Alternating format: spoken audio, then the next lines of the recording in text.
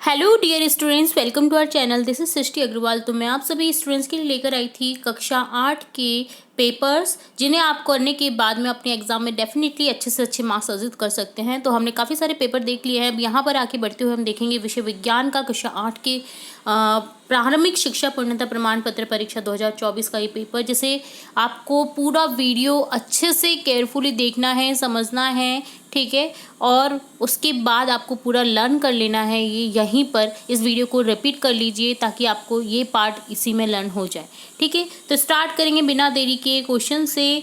First question है, cultivator का उपयोग किया जाता है। कल्टीवेटर का उपयोग किया जाता है जुताई के लिए। गेहूं का रस्ट रोग होता है कवक से। निम्न में से कौन थर्मोप्लास्टिक का उदाहरण नहीं है? पॉलीथीन, खिलौने, कंगा, ये सभी थर्मोप्लास्टिक से बनते हैं। बिजली के स्विच थर्मोप्लास्टिक के नहीं होते हैं। कौन सा कथन सही है? सभी धातुएं तन्य होती हैं, सभी धातुएं अधातुएं तन्य होती है, सामान्यतः धातुएं तन्य होती हैं, कुछ धातु तन्य होती है। तो यहाँ पर हो जाएगा सामान्यतः धातुएं तन्य होती है। ऑप्शन सी करेक्ट हो जाएगा।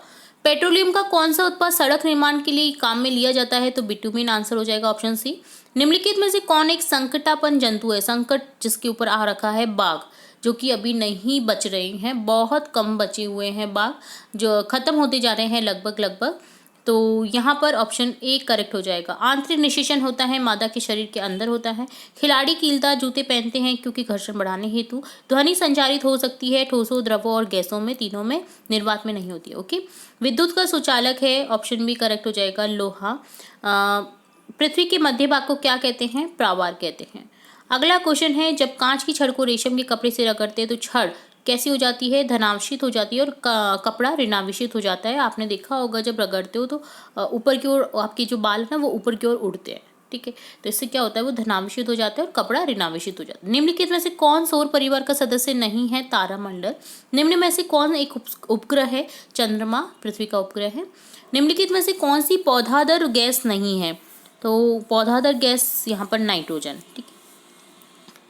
नेक्स्ट क्वेश्चन है, रिक्त स्थानों की पूर्ति कीजिए। खेत में फसल के साथ साथ उगने वाले अवांछित पौधों को क्या कहते हैं? खरपतवार। हैजा किसके द्वारा होता है? जीवाणु के द्वारा। काष्ठ लुगदी के रासायनिक उपचार से प्राप्त किया गया रेशा क्या कहलाता है? रेयोन, जो कि अब आजकल बहुत ज़्यादा यूज़ होता जा रहा है रेयोन का। तो ये काष्ठ लुगदी के रासायनिक उपचार से प्राप्त किया जाता है। कमरे के तापमान पर द्रव अवस्था में पाई जाने वाली धातु कौन है? पारा। पेट्रोल जीवाश्म ईंधन है। किसी क्षेत्र विशेष में पाई जाने वाली स्पीशीज विशेष क्षेत्रीय कहलाती हैं। घर्षण से क्या उत्पन्न होती है? ऊष्मा। सही पर ट्रू लिखना है आपको, गलत पर फॉल्स लिखना है, यानी गलत लिखना है। तो यहाँ पर देखिए, ध्वनि निर्वात में संचारित नहीं हो सकती है, ये ट्रू है। ध्वनि वायु, जल सभी में हो सकती है। एक ध्वनि जो है वो निर्वात में नहीं हो सकती है। जल विद्युत का सुचालक है, ट्रू। त्वरित चालक किसी भवन की तड़ी से सुरक्षा नहीं कर सकता, फॉल्स। हमारे सौर परिवार में 9 ग्रह है, ये भी फॉल्स है, 8 ग्रह हो चुके हैं, ठीक है। प्रदूषक वे पदार्थ हैं जो वायु और जल को संदूषित करते हैं, ट्रू।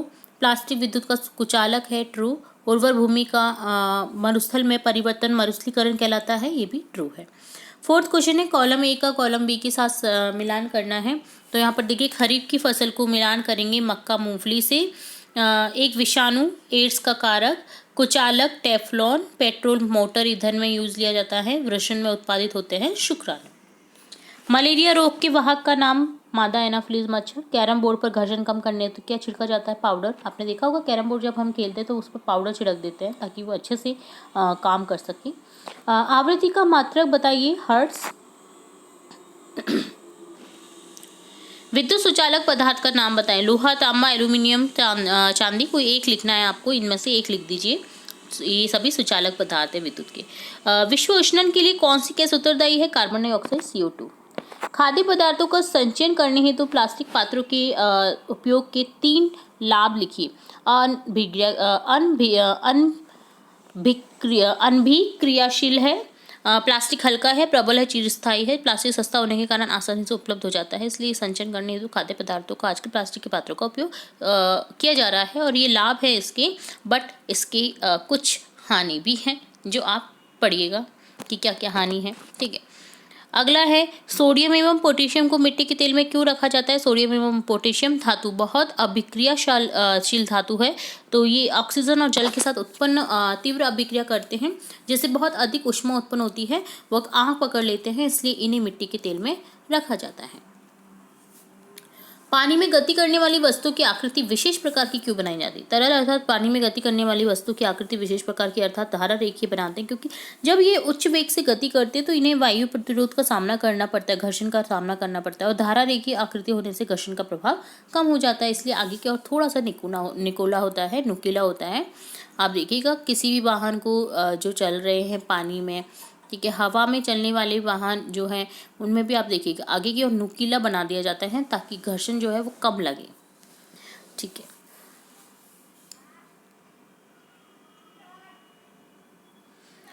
विद्युत लेपन को एक उदाहरण द्वारा समझाइए। विद्युत लेपन प्रक्रम में धातु की वस्तु पर किसी दूसरी धातु जिसमें वांछित गुण होते हैं की परत चढ़ाई जाती है। जैसे साइकिल के हैंडल पर क्रोमियम का लेपन किया जाता है, जिससे साइकिल के हैंडल का संक्षारण नहीं होता है। भूकंप से बचाव के 3 उपाय बताइए। तो यहाँ पर यदि आप घर में हैं तो लकड़ी की मेज आदि के नीचे आश्रय ले लें। यदि आप बिस्तर पर हैं तो उठे नहीं, तकिए से सिर का बचाव करें एवं भारी वाली गिरने वाली वस्तु से दूर रहें। यदि आप घर से बाहर हैं तो विद्युत लाइन, पेड़ आदि से दूर रहकर खुले मैदान में चले जाएं।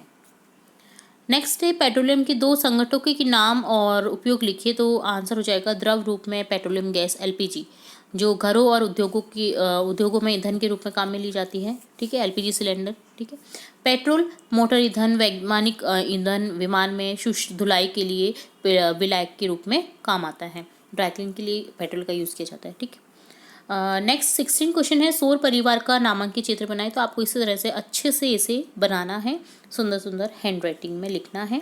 तो देखिए सबसे पहले सूर्य आ जाएगा, सूर्य के चारों ओर बुध, फिर शुक्र, फिर पृथ्वी, फिर मंगल, बृहस्पति, फिर शनि, फिर यूरेनस और लास्ट में हो जाएगा नेपच्यून। अगला है मादा जनन तंत्र का नामांकित चित्र बनाए। तो इसी तरह से आपको नामांकित चित्र बनाना है, मादा जनन तंत्र नाम लिख देना है नीचे और इस तरह से नामांकन चित्र बनाना है, जिसपर गर्भाशय, अंडाशय, अन्नवाहिनी तीनों को दर्शाना है। अगला क्वेश्चन है खरपतवार किसे कहते हैं, खरपतवार पर नियंत्रण कैसे किया जाता है, तो वो बताना है आपको। तो खेत में फसल के साथ में कई अवांछित पौधे जो प्राकृतिक रूप से उग जाते हैं, उन्हें अवांछित पौधों को क्या कहते हैं, खरपतवार। खरपतवार पर नियंत्रण कर सकते हैं हम। खरपतवार हटाने के लिए विभिन्न तरीके अपनाए जाते हैं, जैसे पटेली द्वारा जुताई के समय, हल चलाते समय खरपतवार को जड़ सहित उखाड़ दिया जाता है। खरपतवार हटाने का सर्वोत्तम समय पुष्पन एवं बीज बनने से पहले का होता है। इस समय खुरपी और हाथ की सहायता से आप खरपतवार को जड़ से उखाड़ सकते हैं। खरपतनाशी रसायनों जैसे 2,4-D का छिड़काव करके भी खरपतवार को नष्ट किया जाता है, जो कि बहुत ही घातक होता जा रहा है आजकल की फसल के लिए और जो हम खा रहे हैं उसके लिए भी। वनोन्मूलन से वर्षा दर किस प्रकार कम हुई है समझाइए। निम्न पर टिप्पणी कीजिए। राष्ट्रीय उद्यान संकटपन्न जंतु। तो आपको कोई भी एक क्वेश्चन यहाँ पर करना है आपको। यहाँ पर इस तरह से आपको 2 क्वेश्चन मिलेंगे। तो यहाँ पर हम समझते हैं पहले वनोन्मूलन से वर्षा दर पर किस प्रकार की कमी हुई है। क्योंकि वन कम होते जा रहे हैं तो वर्षा दर ऑब्वियसली कम होगी, क्योंकि वन जहाँ पर ज़्यादा होते हैं ना, वो अट्रैक्ट करते हैं बादलों को और वर्षा होने के लिए प्रेरित करते हैं। बट अगर वन नहीं होंगे, सूखा रहेगा, वहाँ पर अट्रैक्ट होंगे नहीं बादल और वहाँ से चले जाएंगे। तो वनोन्मूलन से वर्षा दर कम हो जाती है, क्योंकि पेड़ पौधे पर्यावरण में जल चक्र को बनाए रखने में सहायक हैं। यदि वृक्ष नहीं होंगे तो मृदा में से जल अवशोषित नहीं होगा और पत्तियों द्वारा वाष्पन नहीं होगा, जिससे बादल नहीं बनेंगे तो वर्षा भी कम होगी।